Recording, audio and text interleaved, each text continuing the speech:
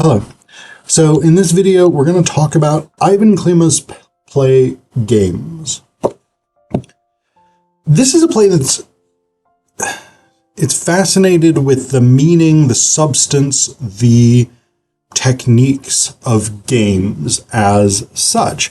The play revolves around a group of people, not necessarily friends, all of them, but they're at least acquaintances of Irina, who's the host. They are brought together for a games night, the ostensible purpose of which is that Irina has this sort of nostalgic longing for the innocence and the fellowship, I think she uses the term at one point, of childhood. And so what she wants is to just play games and to, for a night at least, put aside talk of politics, of economics, of crime, of philosophical or sociological questions about freedom, etc., all of which preoccupy the various guests that are invited into her home, including her husband, Phillip, who's a high court judge. But the games that they play, they play a wide variety of games, some of which are very banal. Like there's one game where I think Irina proposes this one where they would all put on a blindfold and they would all taste a dish that she has prepared and attempt to guess the ingredients. And basically the objective is just to figure out what's in this dish by taste alone. One of the participants is really, really opposed to this. He argues that blindfolds are inhumane. I don't know. So this is the weird thing, right? And I experience this a lot with plays that I read in translation. I don't know whether Klima wrote this play as sort of disjointed and disconnected and weird as it comes across, or whether this is a result of the translation. Because one thing that I could imagine might have happened is if the translator is trying to keep the direct sense of each statement, then they no longer necessarily are going to feel like a conversation. Because a lot of the things that happen here don't feel like conversations. They feel like random things that get said without being in clear response to anything that anyone else has said. So there is this sort of disjointed sense here. But as the games go on, they become more and more macabre in many instances. So that's an important component of this. They play some charades. They play a game in which someone commits a murder, and the person who's been designated the detective has to figure out who it is. They play a game in which some characters, some guests play as hijackers, and some as hostages, and some as the police doing the negotiating to try and resolve the situation. And bizarrely enough, Phillip apparently insists on keeping loaded guns on the walls of their house, which, by the way, don't do that. That's a bad strategy. But the hijackers in this game pick up loaded guns and start pointing them at the hostages. Then they play a trial game, and they play an execution game. All of this ends up sort of really blurring lines between truth and fiction. In the hijacker game, a character named Kamil Sova he ends that scene. He had adopted the persona of a revolutionary who demanded money to support his cause, and that he would execute the hostages who would die gloriously for the cause if the money was not paid. He ends that scene by saying that he spoke his lines from memory, but that's never really made clear in the play what exactly that means. And then in the final play, or in the courtroom game, the second to last game, Joseph Demmel is presented as the defendant, and the prosecutor and the witnesses for the prosecution accuse him of having murdered this woman, this student, who Irina had mentioned earlier in the play. Before any of this really got started, she mentioned that this student had gotten murdered recently in their neighborhood. And so in the context of this game, Demmel's accused of this, and his girlfriend, Ava, sort of, like, it comes out that they did in fact give a ride to a female hitchhiker matching this student's description. He dropped Ava at home and then took this hitchhiker on, and so he could very well have murdered her. And so what this ends up doing is really blurring the lines between truth and fiction, blurring the lines between what actually is going on here versus what is just the fiction of the game.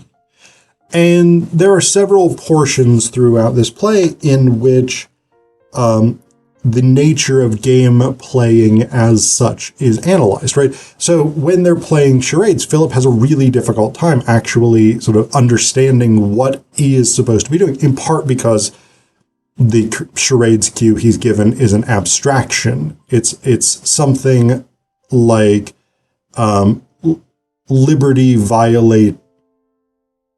is violated by freedom, or something like that. But they have they have this inability to play the games without analyzing what it means. And then you get these other sort of meditations, often just in passing, about what games mean. Like this one from Sova. What I find interesting about this game is the fact that nothing means itself. Everything, as far as I understand, is just a symbol of some other substance, which is why we have to question everything again and again. Hold on to that one. Keep that idea in your mind, because I'm going to come back to that in just a second. Here's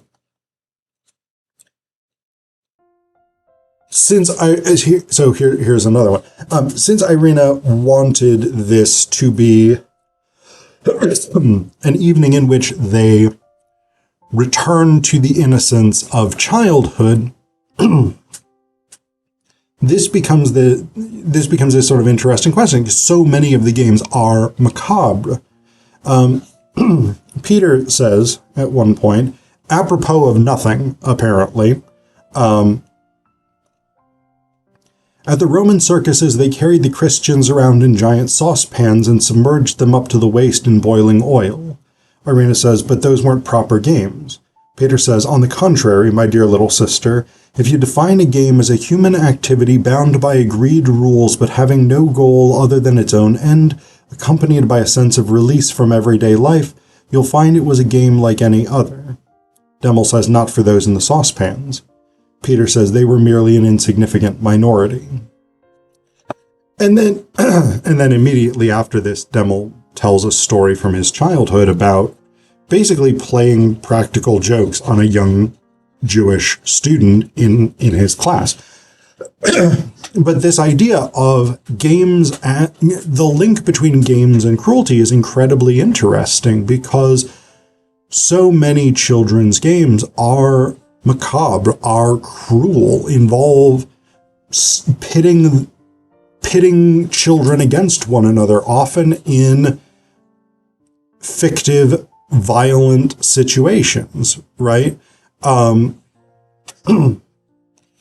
so this is an interesting question. Again, is like, where is the line in this play between the fiction of the game and the reality that the guests inhabit? And then toward the end, we get this meditation on sort of the transcendental purpose of games. Peter says, "No one understands the stars, my lamb. It's just a game. Everything we say about them. We play at billions of light years just as we do at eternal friendships, timeless works of art, or love beyond the grave. We play in order to forget what wretched creatures we are. But you could put it the other way around. We play at billions of light years because we know just what wretched creatures we are."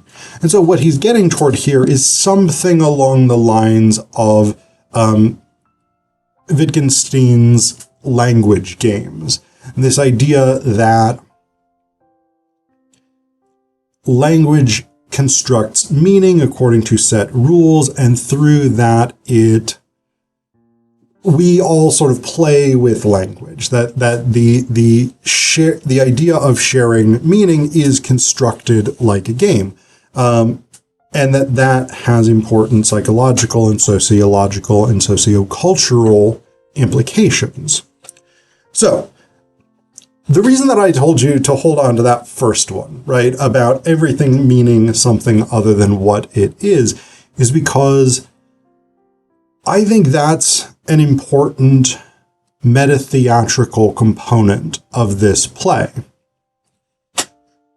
And it's important to be aware of that. I chose that word significantly. This is a play. The actors are playing characters. And there is an etymological link between a play and a game, right? Within the structure of the play, these guests arrive at this home and they play games. It becomes unclear what is true and what is false, what is part of the fiction of the game, again, and what is part of the reality of the world that these guests inhabit. But we as audience members, if we're watching this, if we're reading this, it is slightly different, but we as audience members also arrive at the playhouse, which is another term for a theater, right? There is a domestic quality to it in the way that there is a domestic quality to Irina's home. And it is a space of play. Irina has called her guests together for a games night. We have come to see a play. And the lines between truth and reality are blurred. As audience members, we are expected or desired in a non-Brechtian theater to willingly suspend our disbelief, to accept that we are seeing Irina and Peter and Demel and Sova and these other people genuinely going through what they are going through. But